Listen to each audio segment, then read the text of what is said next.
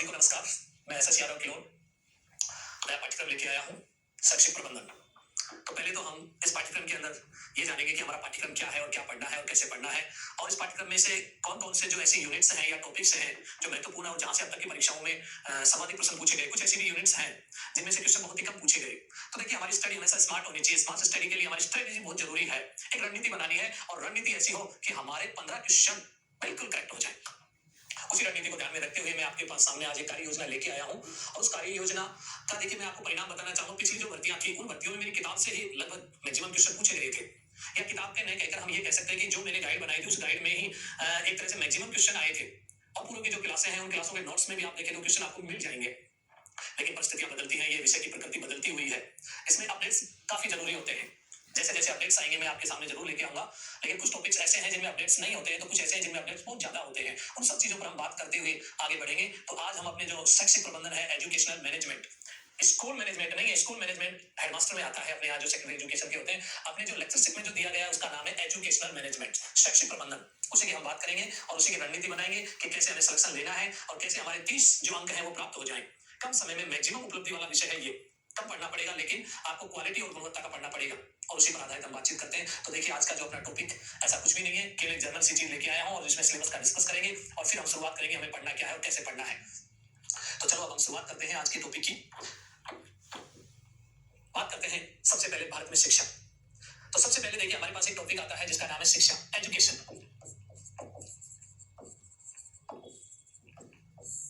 काफी इंपॉर्टेंट बात है।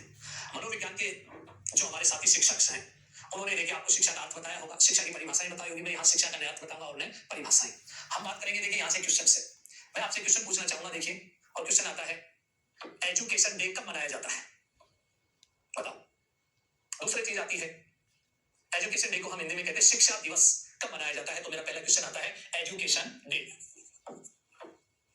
आप सोच रहे होंगे 5 सितंबर, आप गलत सोच रहे हैं, वो है टीचर्स डे, शिक्षक दिवस। तो दूसरा देखिए यहां आता है टीचर्स डे, या हम कहते हैं शिक्षक दिवस।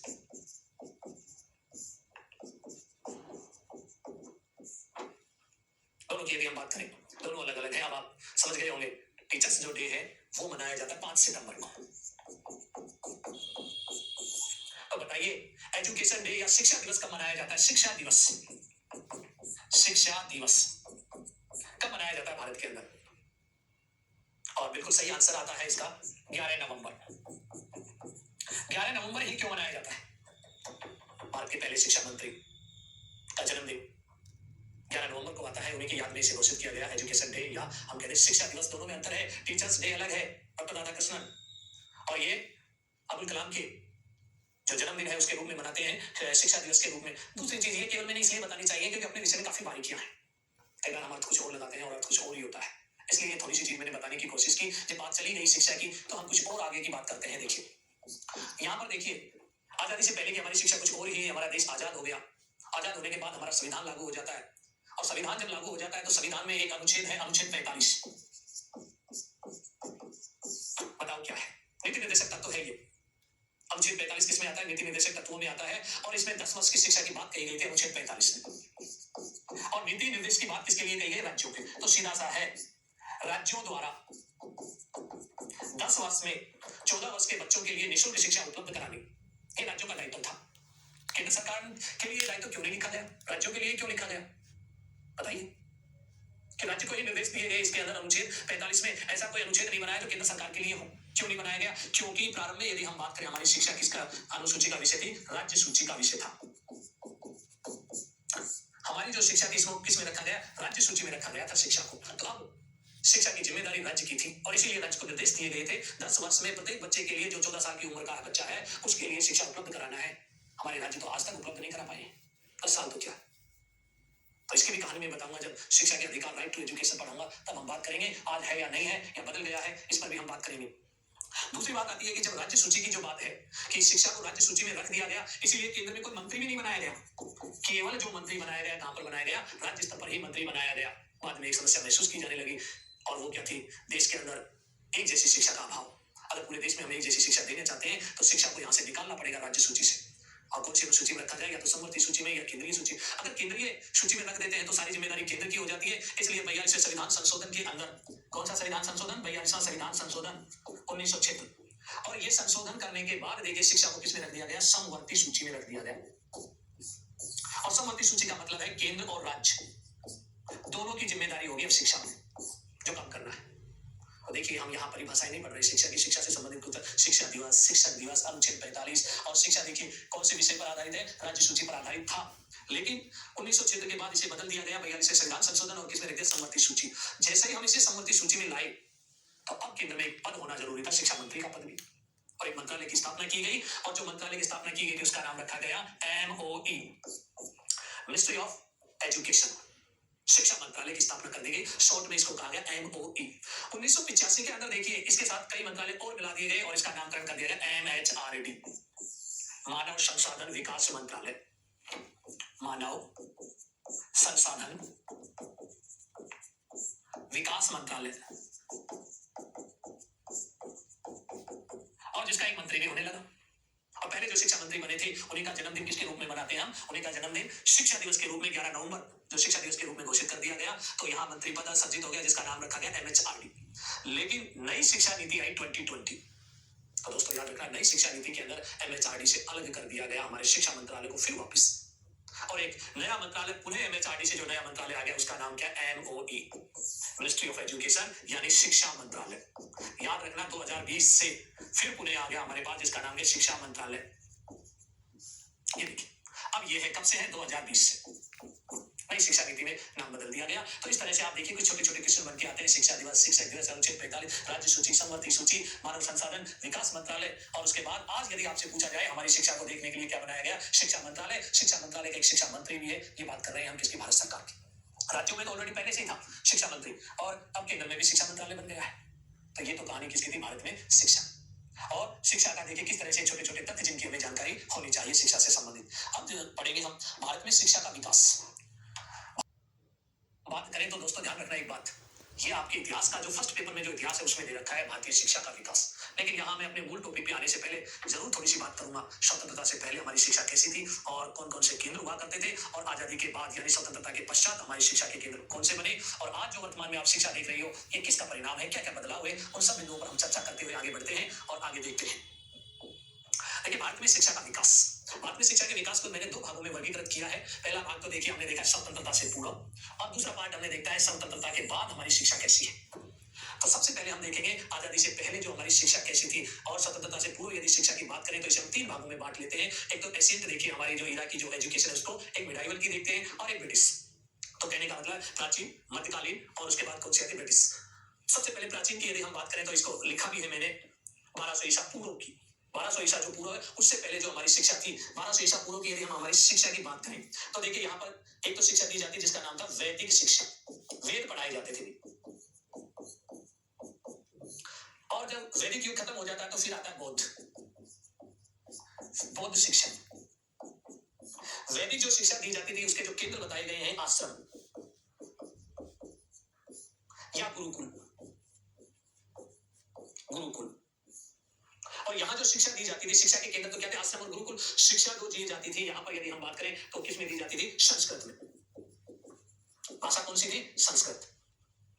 बात करते हैं देखिए प्राचीन काल में ही बौद्ध धर्म, क्योंकि वैदिक के साथ साथ एक नया धर्म डेवलप हुआ था जिसका नाम क्या था, बौद्ध धर्म। यहाँ जो शिक्षा जो दी जाती थी धार्मिक शिक्षाओं का ही चलन था। बौद्ध धर्म की शिक्षा दी जाती थी, उन केंद्रों को कहा जाता था बौद्ध विहार। क्या कहा जाता था, बौद्ध विहार। यहाँ जो भाषा बदल गई थी, प्राकृतिक भाषा हो गई, पाली और प्राकृतिक भाषा देखिए बौद्ध विहारों के अंदर अपनाई जाने लगी, और शिक्षा का माध्यम भी हमारा देखिए कौन सी भाषा बनी थी, यहाँ प्राकृतिक और पाली भाषाएं। अब चलते हैं मध्यकाल। मध्यकाल में सबसे ज्यादा जो प्रभाव पड़ा था मुगल काल का, क्योंकि एक लंबा इरा रहा था हमारे इतिहास में। यदि हम देखें मुगल काल का प्रभाव इतना ज्यादा पड़ा, और मुगल काल में जो हमारी शिक्षा की यदि बात करें तो यहाँ देखिए एक तो क्या थे अपने मकतब शिक्षा के केंद्र, दूसरा क्या थे मदरसे। यहाँ देखिए शिक्षा दी जाती धार्मिक शिक्षा, मुस्लिम वर्ग से संबंधित जो शिक्षा थी, धर्म से संबंधित शिक्षा का चलन हुआ, लेकिन यहाँ भाषा बदल गई। यहाँ आते आते देखिए उर्दू और फारसी भाषा, उर्दू और फारसी में, यहाँ पाली में, और कौन सी थी, प्राकृतिक या प्राकृत भाषा, उर्दू और फारसी। यहाँ बात करें संस्कृत। अब देखिए यहाँ से आगे चलते हैं और फिर आ जाता है प्लासी का युद्ध 1757। और वहीं उस प्लासी का एक निर्णायक युद्ध था भारतीय इतिहास के लिए। इस निर्णायक युद्ध में अंग्रेजों का आगमन हो जाता है अपने देश में, और अंग्रेज अपने साथ अपनी भाषा लेके आते हैं, जिसे हम आंग्ल भाषा कहते हैं या अंग्रेजी भाषा जिसे हम कहते हैं, और उसी युग का नाम है ब्रिटिश युग। और ब्रिटिश युग में जो भाषा आती है अंग्रेजी भाषा। अब यहाँ शिक्षा का केंद्र जो बनता है उसे कहा जाता है स्कूल। शिक्षा के केंद्र समय समय पर बदलते रहे, केवल मुझे ये शब्द बताना था स्कूल, पहले नहीं था हमारे पास ये शब्द। अगर हम बात करें मध्यकाल में हिंदुओं की यदि शिक्षा की बात करें, क्योंकि तो मुस्लिम वर्ग की शिक्षा नहीं, हिंदुओं की शिक्षा मंदिरों के माध्यम से, और मंदिरों के माध्यम में एक नया शब्द देखिए गढ़ दिया गया जिसका नाम क्या था, पाठशाला। ये देखिए, पहले कहा जाता था इनको पाठशाला। यहाँ हिंदुओं के बच्चों के लिए शिक्षा थी, मुस्लिम बच्चों के मकतब और मदरसे बनाए गए, और ये जो पाठशालाएं थी यहाँ भाषा संस्कृत के साथ साथ धीरे धीरे हिंदी भाषा का भी प्रचलन होने लगा। ब्रिटिश युग की बात करें तो एक हमारे जो केंद्र बन गए स्कूल, और भाषा कौन सी आ गई, अंग्रेजी। पाठशालाओं में हिंदी तो स्कूलों में अंग्रेजी। बाद में दोनों भाषाओं को अपना लिया गया, दोनों भाषा चलन में आ जाती हैं, और इस तरह से भारत के अंदर स्वतंत्रता से पूर्व शिक्षा के केंद्र बने, और उन केंद्रों में भाषाएं, और धीरे धीरे नाम, पहले आश्रम गुरुकुल, फिर बौद्ध विहार, फिर देखिए मदरसे, मकतब, पाठशालाएं, और अंत में क्या आ जाता है, हमारी स्कूल। तो मैं आप लोगों को यही बताना चाह रहा था, जिस हम एजुकेशन सिस्टम की बात कर रहे हैं, शिक्षा की हम बात कर रहे हैं, वो सिस्टम आपके सामने है। अब एक चीज और याद रखना, जैसे मैंने बताया था शिक्षा को इंग्लिश में क्या कहते हैं, एजुकेशन, शिक्षा। ये दोनों चीजें याद रखना, यदि ये एजुकेशनल हो जाए तो इसका अर्थ हो जाता है शैक्षिक। कई जगह देखिए हम गलती कर देते हैं जल्दबाजी में, कई बार फुल फॉर्म पूछी जाएंगे अपने यहाँ, और फुल फॉर्म में देखिए कई जगह तो एजुकेशन लगेगा, तो कई जगह क्या लगेगा, एजुकेशनल। तो याद रखना, एजुकेशनल का मतलब इंग्लिश में है ना, हिंदी में है शैक्षिक, और एजुकेशन का मतलब होता है ओनली फॉर शिक्षा, एजुकेशन शिक्षा, एजुकेशनल शैक्षिक। ये बारीकी की छोटी छोटी बातें मैं बताते चलूंगा ताकि आपकी त्रुटियां नहीं हो, क्योंकि बार बार मौके नहीं मिलते परीक्षा देने के। और जब इजी जो आती हुई चीज जब गलत हो जाती है एग्जाम में, तो हम जरूर सोचते हैं कि मुझे ये गलती नहीं करनी चाहिए थी, और इजी क्वेश्चन को गलत करने का मतलब है कि कंपटीशन से बाहर होना। चलो आगे बढ़ते हैं। अच्छा, ये स्वतंत्रता के बाद हमारी एजुकेशन की बात करते हैं, हमारी एजुकेशन की बात करते हैं। स्वतंत्रता के बाद यदि हम एजुकेशन की बात करें, तो आज की शिक्षा जो आपने ली है, ये शिक्षा किसी एक दिन का परिणाम नहीं है दोस्तों।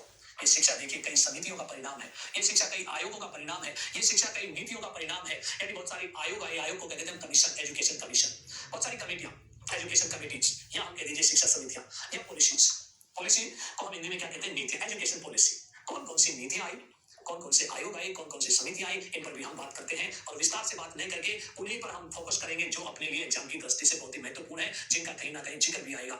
चलो बात करते हैं। सबसे पहले शिक्षा आयोग, और शिक्षा आयोग की यदि बात करें तो याद रखना एक चीज, अंग्रेज हमें केवल एलिमेंट्री एजुकेशन देना चाहते थे, माध्यमिक शिक्षा नहीं। वो नहीं चाहते थे कि भारतीय पढ़े, उच्च पदों पर बैठे, अच्छी नौकरियां करें।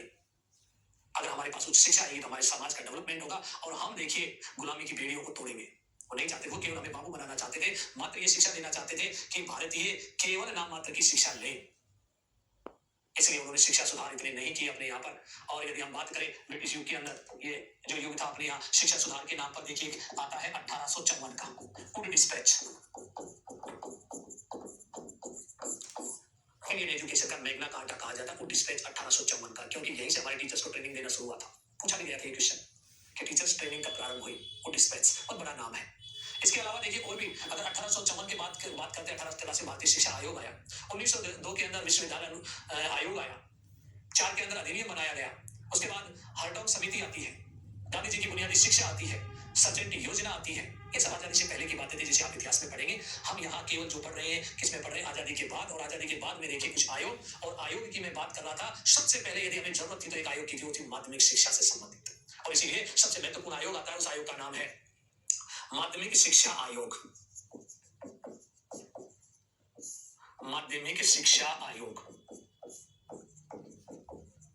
कब आया भाई आयोग, 1952 में गठन हुआ इसका, 53 में इसने रिपोर्ट दी, इसलिए हम कहते हैं 1952-53। इस आयोग का अध्यक्ष कौन था, चेन्नई विश्वविद्यालय आज नाम है, पहले चेन्नई का नाम होता था मद्रास विश्वविद्यालय के उप कुलपति वाइस चांसलर थे, जिनका नाम था डॉक्टर लक्ष्मण स्वामी मुदालियर, और इसीलिए मुदालियर साहब के नाम पर इसे कहा जाता है, मुदालियर आयोग भी कहा जाता है।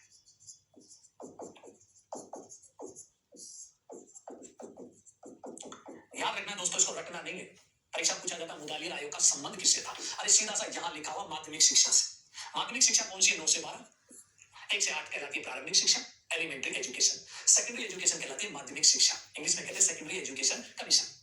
और सेकेंडरी एजुकेशन कमीशन के देखिए प्रेसिडेंट थे कौन थे? मुदालिया साहब, डॉक्टर लक्ष्मण स्वामी मुदालिया, इसीलिए कहते हैं मुदालिया। और इसका परिणाम देखिए, ये कह सकते हैं कि मुदालिया जो आयोग आया था, इसका काम क्या था? भारत में माध्यमिक शिक्षा की व्यवस्था करना, अर्थात उसका सुदृढ़ीकरण करना भारत के अंदर। और सबसे पहले देखिए, माध्यमिक शिक्षा आयोग ने एक बात कही कि यदि माध्यमिक शिक्षा को देश में डेवलप करना चाहते हो तो पहले बोर्ड बना दीजिए। पहले बोर्ड नहीं होता था, राजस्थान माध्यमिक शिक्षा बोर्ड अजमेर है ना अपना, ऐसे बोर्ड नहीं हुआ करते थे। इन्होंने अभिशंसा की कि क्या होने चाहिए? बोर्ड होने चाहिए। क्या होने चाहिए? बोर्ड। और प्रत्येक राज्य में एक बोर्ड का गठन किया गया। जब माध्यमिक शिक्षा बोर्ड पढ़ाऊंगा तो आपसे मैं पूछूंगा ये सवाल फिर रिपीट करके कि राजस्थान माध्यमिक शिक्षा बोर्ड किस आयोग का परिणाम है? तो दोस्तों याद रखना, माध्यमिक शिक्षा आयोग या हम कहते हैं मुदालिया आयोग का परिणाम। दूसरा देखिए, हमारे पास जो आता है आयोग, बहुत ही बड़ा आयोग, और भारतीय एजुकेशन का इसे माइलस्टोन भी कहा जाता है, जिसे राष्ट्रीय शिक्षा आयोग कहा जाता है। राष्ट्रीय शिक्षा आयोग। और ये आयोग आता है 1964 में गठन और 66 में अपनी रिपोर्ट देता है। इस आयोग के अध्यक्ष बनाए गए थे, उनका नाम था डॉक्टर दौलत सिंह कोठारी जी, इसीलिए इसे कहा जाता है कोठारी आयोग भी। इंडियन एजुकेशन कमीशन, भारतीय शिक्षा का देखिए माइलस्टोन है, नींव का पत्थर है ये, और इस आयोग का दूसरा नाम है कोठारी आयोग। काफी महत्वपूर्ण है दोस्तों ये। क्यों है ये महत्वपूर्ण? क्योंकि इन्होंने कुछ बातें बताई थी इस आयोग में। एक बात बताई थी, वो थी पाठ्यक्रम। पहली बार इन्होंने कहा था पूरे देश का एक पाठ्यक्रम होना चाहिए। दूसरी बात देखिए, इन्होंने जो कही थी कॉमन एजुकेशन, पूरे देश में एक ही शिक्षा होनी चाहिए, अमीर का बच्चा हो चाहे गरीब का बच्चा हो, एक ही बेंच पे पढ़ेगा, और एक ही स्कूल होंगे सभी के लिए, गवर्नमेंट स्कूल, अलग अलग नहीं होंगे। आज आप देख रहे हो हमारे स्कूल ही बदल गए, अमीरों के बच्चे कहीं और पढ़ रहे हैं, गरीबों के बच्चे कहीं और पढ़ रहे हैं। वो कोठारी आयोग ने कहा था आज यदि आप समाजवाद लाना चाहते हैं तो कॉमन एजुकेशन लागू कर दो, कॉमन शिक्षा पूरे देश में। ये देखिए, इसीलिए कोठारी साहब को आज भी याद किया जाता है, पाठ्यक्रम बनाया। इन्होंने 10 वर्ष का अनिवार्य पाठ्यक्रम बनाने की बात कही थी, सभी के लिए, हर बच्चा पढ़ेगा उस पाठ्यक्रम को और सबके लिए अनिवार्य हो जाए। और कोठारी साहब का जब आयोग आया उस समय पता है, आपको जानकारी देना चाहूंगा, उस समय हमारे यहाँ स्कूलिंग जो हुआ करती थी मात्र 11 क्लास होती थी, पहली से 11वीं तक, 12वीं नहीं होती थी, 12वीं तो बाद में आएगी। कोठारी साहब की एक बात आज भी याद है जो एग्जाम में पूछी जाती है, भारत का भविष्य उसकी कक्षाओं में पल रहा है, बढ़ रहा है। तो भारत का भविष्य कहां पर है?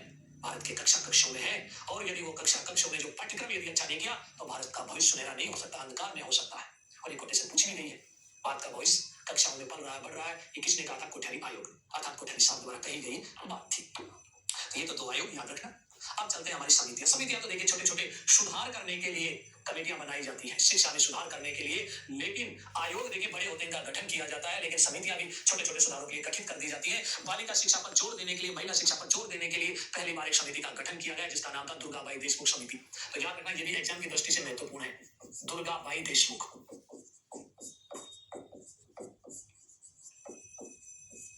दुर्गाबाई देशमुख समिति 1957 में इसका गठन किया गया, 59 में इसने रिपोर्ट दी अपनी।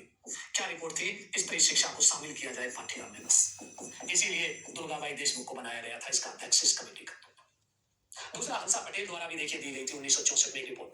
उन्होंने कहा बालिकाओं का पाठ्यक्रम भी शामिल किया जाए, बालिकाओं के एग्जाम्पल को भी शामिल किया जाए, बालिकाओं के लिए भी पाठ्यक्रम का निर्माण किया जाए। लेकिन उससे महत्वपूर्ण एक समिति और आती है जिसका नाम था 10+2+3 राष्ट्रीय समिति।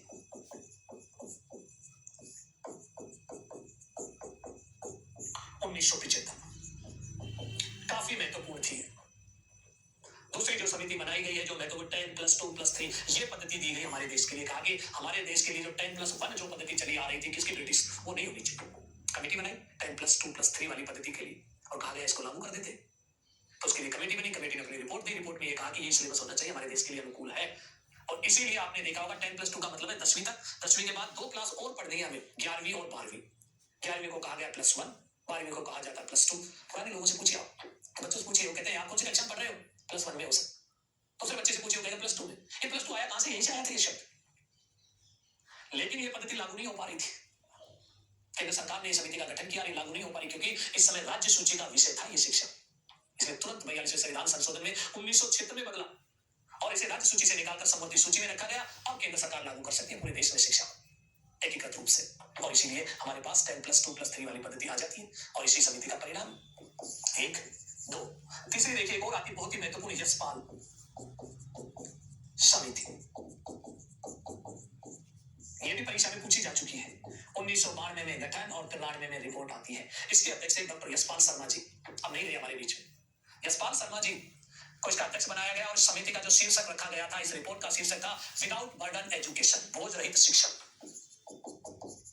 बोझ रहित शिक्षा, विदाउट बर्डन एजुकेशन। अब इन्होंने कहा कि बच्चे के ऊपर बोझ बढ़ रहा है दो तरह से। एक तो उसका जो बैग है, उस बैग की पुस्तकें हैं वो ज्यादा होती जा रही है उस बच्चे के अकॉर्डिंग। बच्चे का वजन देखिए 8 किलो, किताबों का वजन 10 किलो, कॉपी किताब सबका वो बच्चा उठा नहीं पा रहा, उस बोझ के नीचे दब रहा है। दूसरी बात ये मानी गई कि जो हमारा पाठ्यक्रम है वो गलत है, पाठ्यक्रम बोझिल है, बच्चे को रटने पर जोर दे रहा है। पाठ्यक्रम ऐसा हो जो बच्चे को सिखाए और गतिविधि पर जोर देने वाला हो, इसलिए इसको बदलना चाहिए। और जिसका परिणाम आपने देखा एनसीएफ 2005, जिसके अध्यक्ष भी इन्हीं को बनाया गया था, यशपाल शर्मा जी को, ताकि एक ऐसा पाठ्यक्रम दे सके बच्चों के लिए जो बोझ रहित हो, विदाउट बर्डन एजुकेशन, अर्थात गतिविधियों आधारित या निगम पर आधारित पाठ्यक्रम बनाया जाए। लास्ट में हम देखते हैं शिक्षा नीतियां। शिक्षा नीति की यदि बात करें तो सबसे पहले शिक्षा नीति जो बनी थी एनईपी, नेशनल एजुकेशन पॉलिसी 1968, दोस्तों असफल रही। क्यों? भारत सरकार शिक्षा नीति बनाई, विषय हो राज्यों का, तो कैसे लागू हो सकती है? क्योंकि इस समय 1968 में शिक्षा क्या थी, राज्य सूची का विषय था, इसलिए केंद्र सरकार इसे लागू नहीं कर पाई, राज्यों पर थोप नहीं पाई इस चीज को। इसका परिणाम निकला कि इसमें संशोधन हुआ, और संशोधन होने के बाद ये देखिए नई शिक्षा नीति आती है 1986, न्यू एजुकेशन पॉलिसी, एनईपी। कब आती है? 1986। इसे कहा जाता है भारतीय एजुकेशन का माइलस्टोन। अगर पॉलिसी की बात करें तो अब तक की सबसे महत्वपूर्ण पॉलिसी 1986, भारतीय शिक्षा का मील का पत्थर था, माइलस्टोन ऑफ इंडियन एजुकेशन। किसको कहा जाता है? 1986 की शिक्षा नीति। और इस शिक्षा नीति ने सब कुछ बदल दिया हमारे देश की। इसमें टेक्नोलॉजी को समावेश किया गया, विकलांग बच्चों को इसको जोड़ने के लिए उसमें वो की गई। उसके बाद नवोदय विद्यालयों की अनुशंसा की गई, टीचर ट्रेनिंग्स की इसके अंदर बात कही गई कि बिना ट्रेनिंग के कोई टीचर नहीं लगेंगे।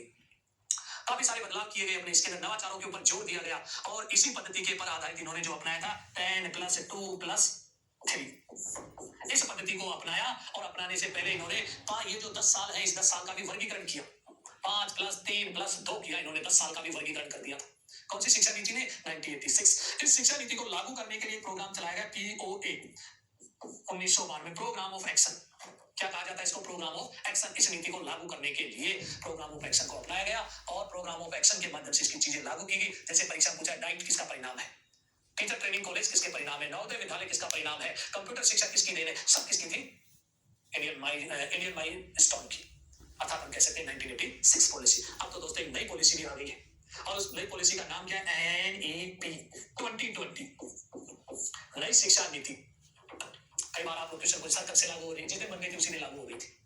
भारत सरकार ने इसके ऊपर देखिए मोहर लगा दी थी, और इसी शिक्षा नीति ने कहा था, इसको देखिए जारी करने वाला तो मंत्रालय था MHRD, और इसने स्पष्ट कह दिया आगे से MHRD नहीं रहेगा, एक शिक्षा मंत्रालय गठन किया जाएगा, पुनः शिक्षा मंत्रालय बना, जिसका नाम क्या रखा गया? MOE, मिनिस्ट्री ऑफ एजुकेशन, इसी शिक्षा नीति में। और ये जो शिक्षा नीति है, इसकी सबसे बड़ी विशेषता आती है, वो मैं यहाँ लिख के बता रहा हूँ इस शिक्षा नीति की, और वो क्या थी? 5+3+3+4। ये अभी हेडमास्टर का एग्जाम हुआ था, उसमें पूछा गया है कि नई शिक्षा जो नीति, इसका पैटर्न क्या होगा? 5+3+3+4। पहले वाला पैटर्न क्या था? 10+2+3। अब बात आती है सर ये क्या चीज है, इसी को मैं आगे विस्तार से बताना चाहूंगा। देखिए ये है क्या चीज, ये दोनों बनाइए तो ओल्ड है हमारा 10+2, 10 साल की शिक्षा 6 से 16 साल के बच्चों तक के लिए, और 16 से 18 साल के बच्चों के लिए 2 साल की, यानी 11वीं और 12वीं। ये कौन सी थी यहाँ पर? यदि हम बात करें 11वीं और 12वीं, कौन सी क्लास की बात कर रहे हैं? 11वीं और 12वीं की। देखिए ये 11th और 12th, और ये पहली से लेकर 10वीं तक। यहाँ प्री प्राइमरी एजुकेशन नहीं हुआ करती है, याद रखना दोस्तों। नई शिक्षा नीति में पहली से नहीं चालू है, प्री प्राइमरी से लेकर 12th तक। यहाँ बच्चा था हमारे पास 6 से लेकर 18 साल का, यहाँ हमारे पास बच्चा होगा 3 से लेकर 18 साल तक का। दोनों में तुलना करके बता रहा हूँ। New education policy, new education policy में नीचे वाला ब्लॉक देकर इसको कहा जाता है फाउंडेशन। अब नए स्कूल में नया पैटर्न भी होगा, देखिए आने वाले समय में आपको बहुत कुछ देखने को मिलेगा। और यहाँ देखिए हमारा जो बच्चा रहेगा, वो बच्चे की उम्र देखिए आते आते कितने साल की हो जाएगी, इसके अंदर 8 साल का बच्चा हो जाएगा हमारा, और यहाँ 5 साल की शिक्षा दी जाएगी, ये 5। 3 साल को पढ़ेगा वो देखिए नर्सरी, LKG, UKG 3, फिर पढ़ेगा पहली और दूसरी, टोटल कितने हो गए? 5। और इस स्कूल को कहा जाएगा फाउंडेशन। 5 साल की शिक्षा। बच्चे की उम्र कितनी रहेगी? यहाँ बच्चे की उम्र रहेगी 3 से 8 साल का बच्चा रहेगा हमारे पास। उम्र कितनी है? 3 से 8 वर्ष का बच्चा। कितने साल में पढ़ाई करेगा? 5 साल। फिर आता है 5+3, ये 3 साल।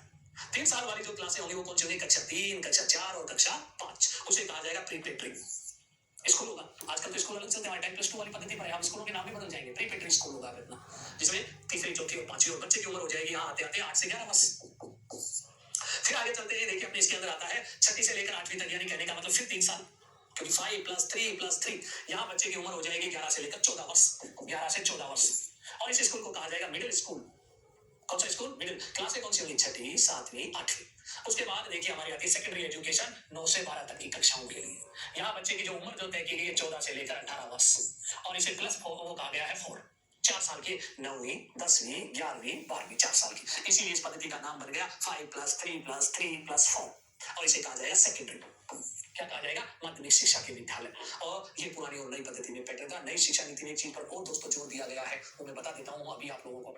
सबसे ज्यादा जो जोर दिया गया है इस पॉलिसी में, वो जोर देखिए, यदि हम देखें तो ये कहा गया है कि अब जो हमारे इंटीग्रेटेड कोर्स ही मान्य होंगे 2030 के बाद, 2 वर्षीय बीएड मान्य नहीं होंगे, तो इंटीग्रेटेड कोर्स पर जोर दिया जा रहा है एनसीटी द्वारा टीचर एजुकेशन पर। दूसरी एक बात कही कि 1986 में कहा गया था बिना ट्रेनिंग के कोई टीचर नहीं बनेगा, लेकिन इसमें कह दिया गया ट्रेनिंग तो अनिवार्य होगी होगी, उसके बाद दूसरी चीज क्वालिटी एजुकेशन भी होना जरूरी है, और टीचर वही बनेगा जो देखिए पहले पात्रता परीक्षा पास करेगा, यानी पहली से प्री प्राइमरी से लेकर 12वीं तक सारे लेवल पर पात्रता परीक्षा पास करनी होगी। आप सोच रहे होंगे सर 8वीं तक तो है L1 और L2 में पात्रता परीक्षा, से टेट कहते हैं।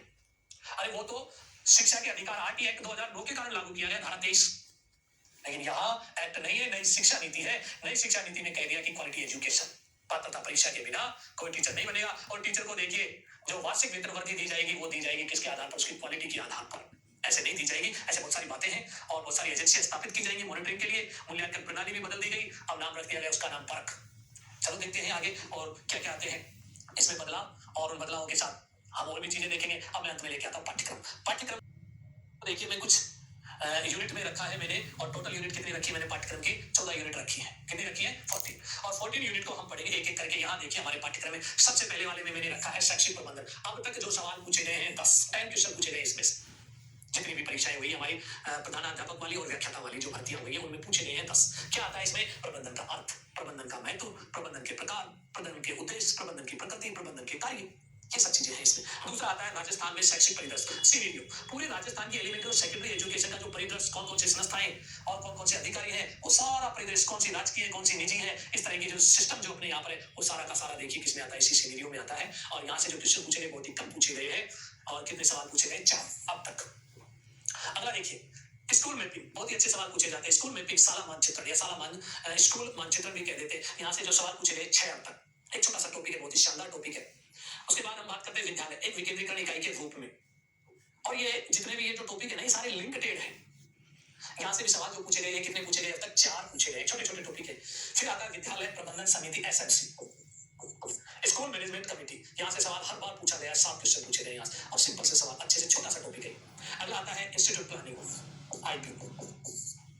आईपी से देखिए संस्थागत नियोजन से संबंधित जो प्लानिंग से संबंधित जो पूछे गए सवाल अब तक कितने पूछे गए? 2 सवाल, क्योंकि बहुत ही छोटा टॉपिक है। यहाँ से जो सवाल पूछे गए 2। फिर आता है महत्वपूर्ण और topic educational management information system से संबंधित शैक्षिक सूचना प्रबंधन, और इसकी जो प्रणाली है उसको कहा जाता है EMIS। और दूसरा आता है इसी के साथ डाइस। 2 टॉपिक है सिलेबस, और यहाँ से सवाल पूछे गए 2, काफी सिंपल सवाल पूछे गए यहाँ से भी। फिर आता है शिक्षक, ये थोड़ा गलत लिख दिया, शिक्षक शिक्षा संस्थाएं, टीचर एजुकेशन इंस्टीट्यूट्स, और यहाँ से पूछे गए मैक्सिमम क्वेश्चन 19 क्वेश्चन। क्या क्या आते हैं अपने शिक्षक शिक्षा के अंदर? यहाँ देखिए अपने आता है तो रीजनल इंस्टीट्यूट RIE, फिर आता है हमारे बीएड कॉलेज IASE, फिर आते हैं CTE, और फिर आता है डाइट। और इसी के साथ साथ एक हमारा और है RSCART उदयपुर, पहले ऐसा ही आर्टिकल। ये देखिए 1 2 3 4 और 5, इन 5 टॉपिकों में से जो पूछे गए हैं कितने? 19 क्वेश्चन, और केवल इनके क्या पूछे जाते हैं? फंक्शन, कार्य क्या है। आगे देखते हैं सिलेबस, देखिए हमारे माइंड में होना चाहिए। एक एक बिंदु से हम बात करेंगे। 15 क्वेश्चन इससे भी पूछे गए। एजुकेशन एजेंसी, कुछ एजेंसी ज्यादा नहीं है अपने कोर्स में, काफी कम है। एक तो है अपने इसमें RSTB, क्या है ये? राजस्थान राज्य पाठ्य पुस्तक मंडल। एक है BSER, board of secondary education Rajasthan, यानी माध्यमिक शिक्षा बोर्ड अजमेर। फिर उसके बाद BSG, ये क्या है? Bharat scout and guide. फिर एक टॉपिक है BSF, बालिका शिक्षा फाउंडेशन। देखिए आपके सामने बालिका शिक्षा फाउंडेशन, ये टॉपिक अपने किसमें दे रखे? किसमें दे रखे। फिर आता है इनोवेशन, नवाचार। नवाचारों में हमारा देखिए जो टॉपिक आते हैं एजुसेट, एक उपग्रह है, ज्ञान दर्शन, जहाँ ज्ञान के दर्शन होते, टीवी चैनल है, ज्ञान वाणी, जहां पर देखिए एक FM रेडियो चैनल है, मित्र, आप बहुत अच्छे से जानते हो। एक वेबसाइट है राज्य शिक्षा, जो बंद हो गई, अब नई वेबसाइट आ रही है, राजस्थान शिक्षा गवर्नमेंट के नाम से। उसके बाद देखिए राज्य शिक्षा के बाद देखिए हम देखें तो एक टॉपिक और रह जाता है, वो क्या है, जैसे ई गवर्नेंस। ई गवर्नेंस ये छोटे छोटे टॉपिक है, 15-15, 20-20 मिनट के टॉपिक है, छोटे छोटे, और इनमें ज्यादा क्वेश्चन भी नहीं बनते, लेकिन सवाल आए हैं अब तक 16। 2011 में पहली बार जब पेपर हुआ, मैक्सिमम क्वेश्चन यहीं से पूछे थे, 15 में से 7 सवाल यहीं से पूछ लिए उन्होंने। तो याद रखना कौन सा टॉपिक महत्वपूर्ण है, कौन सा नहीं है। आप देखिए ये कुछ महत्वपूर्ण स्कूल के प्रकार, स्कूल के प्रकार की बात करें तो देखिए एक स्कूल दे रखा है केजीबीवी, एक स्कूल दे रखा है मॉडल, एक स्कूल दे रखा है मिलिट्री स्कूल आरएमएस, एक स्कूल दे रखा है सैनिक। कितने स्कूल हो गए अपने इसमें, केजीबीवी है, मॉडल स्कूल है, आरएमएस है और सैनिक स्कूल, और 5वां पब्लिक स्कूल।